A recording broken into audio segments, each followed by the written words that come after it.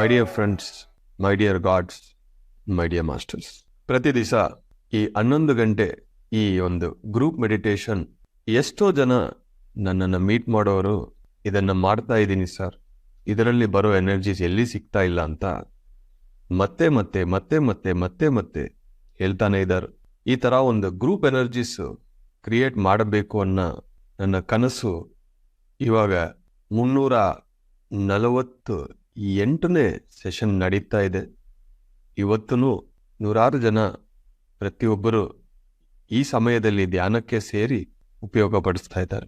ಯಾವುದೇ ಆಗಲಿ, ಪ್ರತಿ ದಿವಸ 11 ಗಂಟೆ ಧ್ಯಾನ, ಪ್ರತಿ ದಿವಸ ಬೆಳಗ್ಗೆ ಮಧ್ಯಾಹ್ನ ರಾತ್ರಿ ಪವರ್ ಮೆಡಿಟೇಷನ್ಸ್ ಆಗಲಿ, ಪ್ರತಿ ಶನಿವಾರ ಸೋಲ್ಫುಲ್ ಸಾಟರ್ಡೇ ಆಗಲಿ, 3 ತಿಂಗಳಿಗೆ ಒಂದು ಯಜ್ಞ ಆಗಲಿ, ಯಾವುದೇ ನಾನು ಶುರು ಮಾಡಿದ್ರೂ ನೀವೆಲ್ಲರೂ ಅದರಲ್ಲಿ ಭಾಗಿಸಿ ಅದಕ್ಕೆ ತುಂಬ ಸಕ್ಸಸ್ ಕೊಡ್ತಾ ಇದ್ದೀರಿ. ನಿಮ್ಮೆಲ್ಲರಿಗೆ ಧನ್ಯವಾದಗಳು. ಪಾರ್ಟಿಸಿಪೇಷನ್ ಅನ್ನೋದು ಭಾಳ ಇಂಪಾರ್ಟೆಂಟ್. ಅದರಲ್ಲಿ ಪ್ರತಿ 3 ತಿಂಗಳಿಗೊಂದ್ಸತಿ ಇಂಗ್ಯಾಂಗ್ ಚಾಲೆಂಜ್ ನಾವು ಮಾಡ್ತಾ ಇದ್ದೀವಿ. ಇಂಗ್ಯಾಂಗ್ ಚಾಲೆಂಜ್ 2 ಅಲ್ಲಿ ಸುಮಾರು 700 ಜನ ಪಾರ್ಟಿಸಿಪೇಟ್ ಮಾಡಿದ್ರು. ಇಂಗ್ಯಾಂಗ್ 3ಗೆ ಇನ್ನೂ ಸಮಯ ಇದೆ, ಇನ್ನೂ 1 ವಾರ ಇದೆ. ಬಟ್ ಈಗಲೇ 550 ಮಾಸ್ಟರ್ಸ್ ಜಾಯ್ನ್ ಆಗಿ ಆಲ್ರೆಡಿ ಪಾರ್ಟಿಸಿಪೇಟ್ ಮಾಡ್ತಾ ಇದ್ದೀರು, ರೆಡಿ ಆಗ್ತಾ ಇದ್ದಾರೆ ಗ್ರೂಪ್ಸು, ಲೀಡರ್ಸ್. ಯಾರು ಮಿಸ್ ಮಾಡ್ತಾ ಇದ್ದೀರೋ ಇಂಗ್ಯಾಂಗ್ ಚಾಲೆಂಜ್ಗೆ ಪಾರ್ಟಿಸಿಪೇಟ್ ಮಾಡಿ, ಮಿಸ್ ಮಾಡಬೇಡಿ. ಇದು ನಿಮ್ಮೊಳಗೆ ಎಷ್ಟೋ ಬದಲಾವಣೆಯನ್ನು ಮಾಡುತ್ತದೆ. ಎಷ್ಟೋ ಸೀನಿಯರ್ ಮಾಸ್ಟರ್ಸ್ 15 ವರ್ಷ 10 ವರ್ಷ ಮೂಮೆಂಟಲ್ಲಿ ಇರೋರು ನನಗೆ ಹೇಳಿದ್ರು, ನಾವು ಎಷ್ಟೋ ಪ್ರಚಾರ ಮಾಡಿದ್ರು ಯಾವುದೇ ಒಂದು ಮಿಸ್ ಆಗ್ತಾ ಇದೆ ಸರ್, ಇಂಗ್ಯಾಂಗ್ ಚಾಲೆಂಜಿಂದ ಪ್ರತಿದು ನನಗೂ ಮತ್ತೆ ಒಂದು ನೆನಪಿಗೆ ಬರ್ತಾ ಇದೆ, ನಾವು ಪಾರ್ಟಿಸಿಪೇಟ್ ಮಾಡ್ತಾ ಇದ್ದೀವಿ. ಸೊ ಇದು ಬಿಗಿನರ್ಸಾ, ಅಡ್ವಾನ್ಸ್ಡಾ, ಸೀನಿಯರ್ಸ್ ಅಂತ ಇಲ್ಲ, ಇದು ಪ್ರತಿಯೊಬ್ಬರಿಗೆ, ಪ್ರತಿಯೊಬ್ಬ ಧ್ಯಾನಿಗೆ, ಪ್ರತಿಯೊಬ್ಬರು ಇದು ಮಾಡಬೇಕು. ಯಾವುದೇ ಕಾರಣಕ್ಕೋಸ್ಕರನೂ ಇದನ್ನು ಬಿಡಬಾರದು. 70% ಮೇಲೆ ನಾವು ಪಾರ್ಟಿಸಿಪೇಟ್ ಮಾಡಿದ್ರೂ ಸಾಕು. ಇವತ್ತು ತುಂಬ ಜನ ಒಂದು ಕೇಳ್ತಾ ಇದ್ರು ನನ್ನನ್ನು, ಪತ್ರಿಜಿಯವರ ಕನ್ನಡ ಭಗವದ್ಗೀತಾ ಬುಕ್ಕು ನಾವು ಇದು ಉಚಿತವಾಗಿ ಮುಂಚೆ ಎಲ್ಲರಿಗೂ ಪ್ರಿಂಟ್ ಮಾಡಿ ಡಿಸ್ಟ್ರಿಬ್ಯೂಟ್ ಮಾಡಿದ್ದೀವಿ, ಮತ್ತೆ ಪ್ರಿಂಟ್ ಮಾಡಿಲ್ಲ. ಬಟ್ ಈಗ ಎಷ್ಟೋ ಜನ ಮೆಸೇಜ್ ಮಾಡ್ತಾ ಇದ್ದೀರಿ, ಎಷ್ಟೋ ಜನ ನನ್ನನ್ನು ಕೇಳ್ತಾ ಇದ್ದೀವಿ, ಸರ್ ಮತ್ತೆ ಆ ಬುಕ್ಕು ಬೇಕು ಅಂತ. ಸೊ ಇದು ಮತ್ತೆ ರೀಪ್ರಿಂಟ್ ಮಾಡಿ ಇದು ಸಮ್ ಕಾಸ್ಟ್ಗೆ ಇಟ್ಟು ಮತ್ತೆ ನಾನು ಇದು ಎಲ್ಲರಿಗೆ ಸೇರಬೇಕು ಅಂತ ಒಂದು ಉದ್ದೇಶದಲ್ಲಿ ಮತ್ತೆ ಇದು ರೀಪ್ರಿಂಟ್ ಮಾಡಿದ್ದೀನಿ. ಈ ಪುಸ್ತಕ ಪ್ರತಿಯೊಬ್ಬರೂ ಓದಬೇಕು. ಈ ಬುಕ್ಕು ಆಲ್ರೆಡಿ ನಿಮ್ಮ ಹತ್ರ ಇದ್ರೆ ಚಾಟಲ್ಲಿ ಎಸ್ ಅಂತ ಹಾಕಿ, ಇಲ್ಲ ಅಂದರೆ ನೋ ಅಂತ ಹಾಕಿ. ಯಾಕೆಂದರೆ ನನಗೆ ಗೊತ್ತಾಗಬೇಕು ಈ ಭಗವದ್ಗೀತಾ ಪುಸ್ತಕ ಪತ್ರಿಜಿಯವರು ಬರೆದಿರೋದು ಪ್ರತಿಯೊಬ್ಬರು ಮನೆಯಲ್ಲಿ ಇರಬೇಕು. ಭಗವದ್ಗೀತಾ ಅನ್ನೋದು, ಮಹಾಭಾರತ ಅನ್ನೋದು ನಮ್ಮ ಜೀವನಕ್ಕೆ ಯಾವ ಪರಿಸ್ಥಿತಿಯಲ್ಲೂ ಸಮಾಧಾನ ಸಿಗುತ್ತದೆ, ಆನ್ಸರ್ ಸಿಗುತ್ತದೆ. ಭಗವದ್ಗೀತಾವನ್ನು ನೀವು ಓದಿಲ್ಲ ಅಂದರೆ ಓದಲೇಬೇಕು. ಪತ್ರಿಜಿಯವ್ರ ಭಗವದ್ಗೀತಾ ಮುಖ್ಯವಾಗಿ ಓದಬೇಕು. ನನ್ನ ಲೈಫಲ್ಲಿ ಯಾವುದೇ ಒಂದು ಕ್ವಶನ್ ಇದ್ರೂ ಅದಕ್ಕೆ ಆನ್ಸರ್ ಆಲ್ರೆಡಿ ಭಗವದ್ಗೀತಾ ಬುಕ್ಕಲ್ಲಿ ಇದೆ. ಹಂಗಾಗಿ ಈ ಪುಸ್ತಕ ಪ್ರತಿಯೊಬ್ಬರು ಮನೆಯಲ್ಲಿ ಇರಬೇಕು.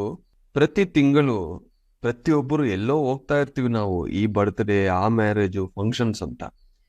20 ವರ್ಷಕ್ಕೆ ನಾನು ಯಾವ ಫಂಕ್ಷನ್ಗೆ, ಯಾವ ಬರ್ತ್ಡೇಗೆ ಯಾವುದೂ ಹೋಗೋದೇ ಕಮ್ಮಿ. ಆದರೆ ನಾನು ಹೋಗ್ತೆ ಮಾತ್ರ ನಾನು ಕೊಡೋ ಗಿಫ್ಟು ಪುಸ್ತಕ ಒಂದೇ, ಪಿರಮಿಡ್ ಒಂದೇ, ಬೇರೆ ಯಾವುದು ನಾನು ಕೊಡಲ್ಲ ಅಂತ ನಾನು ತೀರ್ಮಾನ ಮಾಡಿದ್ದೀನಿ. ಯಾಕೆಂದರೆ ಯಾವುದೇ ಬೇರೆ ಗಿಫ್ಟ್ ನೀವು ಕೊಟ್ಟಿದ್ರು ಅದು ಬೇರೆಯವ್ರಿಗೆ ಮತ್ತೆ ಅವ್ರು ಕೊಡ್ತಾರಿಲ್ಲ ಅಂದರೆ ಅದು ಏನೋ ಒಂದು ರ್ಯಾಕಕ್ಕೆ ಹೋಗ್ಬಿಡುತ್ತೆ. ಒಂದು ಪುಸ್ತಕ ಕೊಟ್ಟಿದ್ರೆ ನಿಜವಾದ ಜ್ಞಾನ ಅವ್ರಿಗೆ ಹೋಗಿ ಸೇರುತ್ತೆ. ತುಂಬ ಜನ ನೋ ಅಂತ ಮೆಸೇಜ್ ಮಾಡಿದ್ರಿ, ಅಂದರೆ ನಾನು ತಗೊಂಡಿರೋ ಡೆಸಿಷನ್ ರೈಟ್ ಅಂತ ಈಗ ನನ್ಗೆ ಅನಿಸ್ತಾ ಇದೆ. ಮತ್ತೆ ಪ್ರತಿಯೊಬ್ಬರು ಮನೆಯಲ್ಲಿ ಪುಸ್ತಕ ಇರಬೇಕು. ಯಾರಿಗೆ ನೀವು ಗಿಫ್ಟ್ ಕೊಟ್ರು ಈ ಪುಸ್ತಕವನ್ನು ಕೊಡಿ. ಯಾವ ಪುಸ್ತಕ ಅದನ್ನು ಓಕೆ, ಬಟ್ ಭಗವದ್ಗೀತಾ ಅನ್ನೋದು ಮ್ಯಾಂಡೇಟ್ರಿ. ಎಷ್ಟು ಸುಲಭವಾದ ಇದೆ, ಸರಳವಾಗಿದೆ ಅಂದರೆ, ಒಬ್ಬರು ರೀಸೆಂಟಾಗಿ ಮದುವೆ ಮಾಡ್ಕೊಂಡಿದ್ರು. ಡೈಲಿ ಆ ಹಸ್ಬೆಂಡ್ ವೈಫ್ ಕುತ್ಕೊಂಡು ಒಂದು ಶ್ಲೋಕ ಪ್ರಾಕ್ಟೀಸ್ ಮಾಡ್ತಾ ಇದ್ರು. ಅದು ಕೇಳೋಕೆ ಎಷ್ಟು ಚೆನ್ನಾಗಿದೆ ಅಂದರೆ, ಇಬ್ಬರು ಮೆಡಿಟೇಟರ್ಸ್ ಆ ಥರ ಪ್ರತಿಯೊಬ್ಬರೂ ಅದನ್ನು ಪಾರ್ಟಿಸಿಪೇಟ್ ಮಾಡಿ ಇಬ್ಬರು ಜೊತೆಗೆ ಆ ಶ್ಲೋಕಗಳನ್ನು ಓದಿ ಡಿಸ್ಕಸ್ ಮಾಡ್ತಾ ಇದ್ದಾರೆ ಅಂದರೆ ಎಷ್ಟು ಒಳ್ಳೆಯ ವಿಷಯ. ವಾಸಾಂಸಿ ಜೀರ್ಣಾನಿ ಯದಾ ವಿಹಾಯ ನವಾನಿ ಗೃಹ್ಣಾತಿ ನರೋಪರಾಣಿ ತಥಾ ಶರೀರಾನಿ ವಿಹಾಯ ಜೀರ್ಣಾನಿ ನವಾನಿ ಸಂಯಾತಿ ನರೋಪರಾಣಿ. ಈ ಒಂದು ಶ್ಲೋಕ ನನಗೆ ಒನ್ ಆಫ್ ದ ಫೇವ್ರೆಟ್. ಯಾಕೆಂದರೆ ಪ್ರತಿ ದಿವಸ ನಾವು ಬಟ್ಟೆ ಹಾಕೊಳ್ತೀವಿ. 1-2 ತಿಂಗಳು 3 ತಿಂಗಳು ಆದ್ಮೇಲೆ ಈ ಬಟ್ಟೆಗೆ ಏನಾದ್ರು ಟ್ಯಾರು ವೇರ್ ಆಗಿದ್ರೆ ಇದನ್ನ ಬಿಸಿ ಹಾಕ್ಬಿಟ್ಟು ಹೊಸ ಬಟ್ಟೆ ಹಾಕೊಳ್ತೀವಿ. ಆ ತರ ಈ ಆತ್ಮ ಅನ್ನೋದು ಪ್ರತಿ ಜನ್ಮದಲ್ಲಿನೂ ಆ ಒಂದು ಹಳೆಯ ಶರೀರವನ್ನು ಬಿಟ್ಟು ಹೊಸ ಶರೀರವನ್ನು ತಗೊಳ್ಳುತ್ತದೆ. ಇದು ನಾವು ಓದಿದ್ರೆ ನೆನಪಿಗೆ ಬರುತ್ತೆ. ನಿನ್ನೆ ಬೆಳಗ್ಗೆ ನಾನು ಚೆನ್ನೈ ಹೋಗಿ ಮಧ್ಯಾಹ್ನಕ್ಕೆ ಮತ್ತೆ ಬೆಂಗಳೂರು ವಾಪಸ್ ಬಂದಿದ್ದೀನಿ. ಯಾಕೆಂದ್ರೆ ನಮ್ಮ ಫ್ಯಾಮಿಲಿಯಲ್ಲಿ ಒಬ್ಬರು ತೀರೋಗಿದ್ರು. ಅಲ್ಲಿ ಹೋಗಿ 1-2 ಗಂಟೆ ಅಲ್ಲಿ ನಾನು ಕುತ್ಕೊಂಡು ಅಲ್ಲಿ ಬಂದಿರೋ ಎಷ್ಟೋ ಜನಕ್ಕೆ ಧ್ಯಾನ ಬಗ್ಗೆ ಹೇಳಿದ್ದೀನಿ.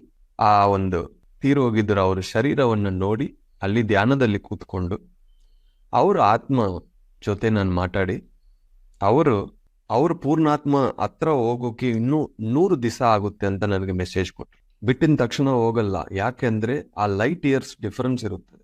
ಒಂದು ಆತ್ಮ ಅವ್ರ ಪೂರ್ಣಾತ್ಮ ಹತ್ರ ಹೋಗೋಕೆ, ಒಳಗೆ ಹೋಗೋಕಲ್ಲ, ಹತ್ರ ಹೋಗೋಕೆ ಇಲ್ಲಿ ನಮ್ಮ ಎರ್ತ್ ಟೈಮ್ ಪ್ರಕಾರ 100 ಡೇಸ್ ಆಗುತ್ತೆ ಅನ್ನೋದು ನಿನ್ನೆ ಅವ್ರು ನನಗೆ ಮೆಸೇಜ್ ಕೊಟ್ರು.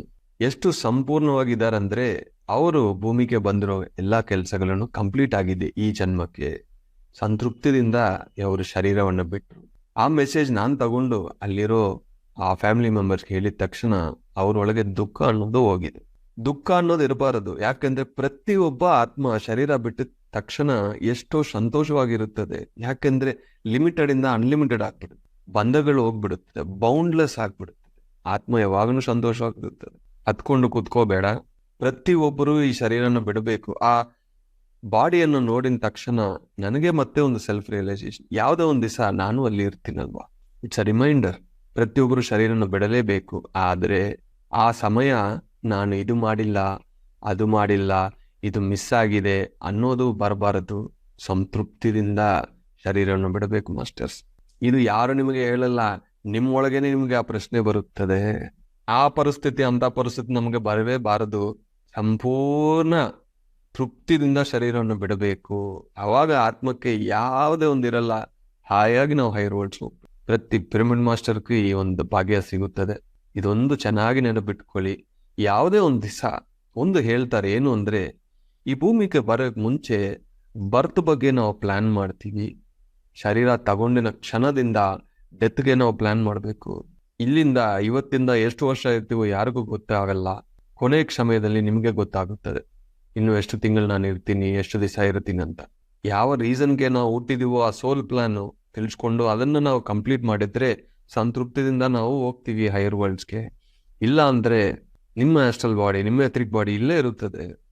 ಮತ್ತೆ ಆ ಸೋಲ್ಗೆ ಆ ಕಂಪ್ಲೀಟ್ನೆಸ್ ಸಿಗಲ್ಲ, ಮತ್ತೆ ಒಂದು ಜನ್ಮ ತಗೊಳ್ಳುತ್ತೆ. ಸೊ ಇದು ಭಗವದ್ಗೀತಾದಿಂದ ವೆರಿ ಪವರ್ಫುಲ್ ಕೊಟೇಶನ್. ಪ್ರತಿಯೊಬ್ಬರು ಒಂದ್ ದಿವಸ ಒಂದು ಶ್ಲೋಕ ಓದಿ. ಈಗ ಇಂಗ್ಯಾನ್ ಚಾಲೆಂಜ್ ಅಲ್ಲಿ ಪ್ರತಿ ದಿವಸ ಬುಕ್ ಓದಬೇಕು. ಒಂದು ಭಗವದ್ಗೀತಾ ಶ್ಲೋಕ ಓದಿ. ಕನ್ನಡದಲ್ಲಿ ಇದೆ. ಈಗ ಪತ್ರಿಜಿ ಅವ್ರಿಗೆ ಕೊಟ್ಟಿರೋ ಆ ಒಂದು 200-300 ಶ್ಲೋಕ ಕನ್ನಡದಲ್ಲಿ ಇದೆ. ಪ್ರತಿ ದಿವಸ ಒಂದು ಶ್ಲೋಕ ಓದಿ. ಆ ಅರ್ಥವನ್ನು ತಿಳಿಸ್ಕೊಂಡು ಅದರ ಬಗ್ಗೆ 4 ಜನಕ್ಕೆ ಹೇಳಿ ಕೂತ್ಕೊಂಡು ಆ ಶ್ಲೋಕಗಳನ್ನ ಪ್ರಾಕ್ಟೀಸ್ ಮಾಡಿ. ಎಷ್ಟು ತೃಪ್ತಿ ಕೊಡುತ್ತದಂದ್ರೆ, ಯಾಕೆಂದ್ರೆ ಇದು ಸತ್ಯ. ಸತ್ಯ ಜೊತೆ ನಾವು ಇರಬೇಕು. Thank you very much my dear friends.